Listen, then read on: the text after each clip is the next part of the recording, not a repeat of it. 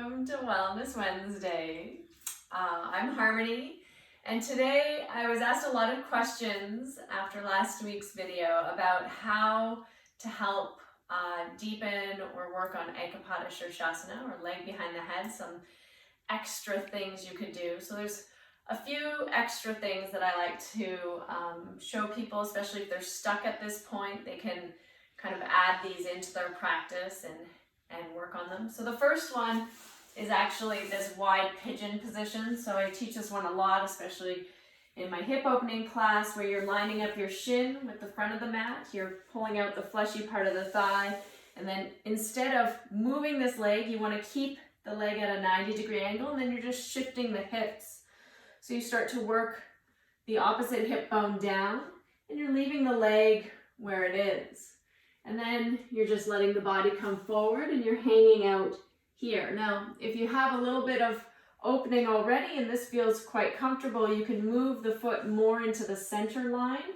So you're making that angle a little more obtuse. You're not letting the knee or your left glute come off the floor. I mean, in this case, it's my left side. So you're keeping that leg completely grounded.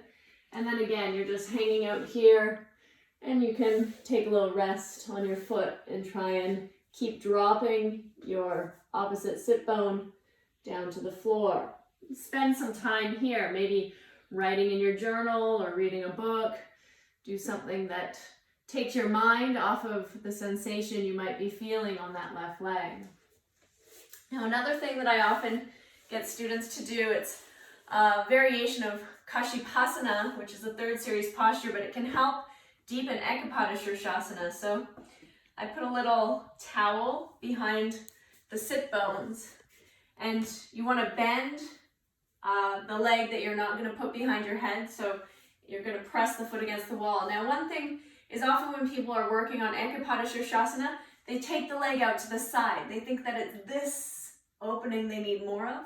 Really, it's this deep lunge. It's taking the knee and the thigh back behind the rib cage. That's usually the part that's missing, not this opening. You know, you can open your hip this way forever, but if it doesn't go back, it's going to be very hard to get behind your head. So you really need this opening, taking the knee back behind you. Once it's behind you, you can work the shoulder in front, and then, and only then, do you start to take it into that external rotation behind the head.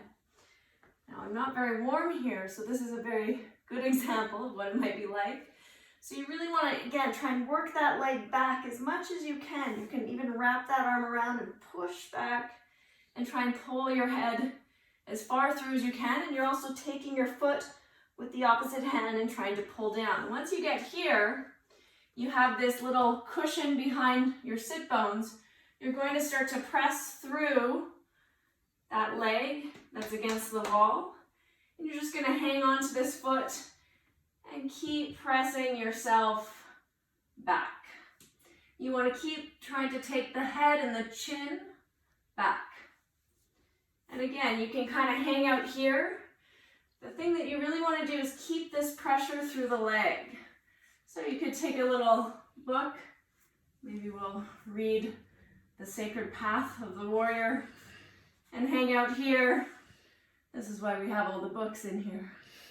And just try and relax and breathe and spend some time here. You can also scroll on your phone, but I didn't say that. So you just try and breathe and relax here for as long as you can. Eventually, you will keep getting lower and lower and lower, hopefully. And that is going to make the Eka-Pada-Sirsasana a lot easier and deeper over time. So those are sort of two of the main extra stretches that I would recommend. There's one other thing that you can do, and that's inversing the plane. So instead of being horizontal or lying on your back, you could stand up. And then in this case, you would turn the foot out, and this is going to help you get that deep lunge. So remember, we were talking about how it's not so much this action of turning the leg out that's the problem. You do want a little slight turnout here, so the foot is a little bit turned out, but it's really about trying to get this lunge and this knee back behind the head.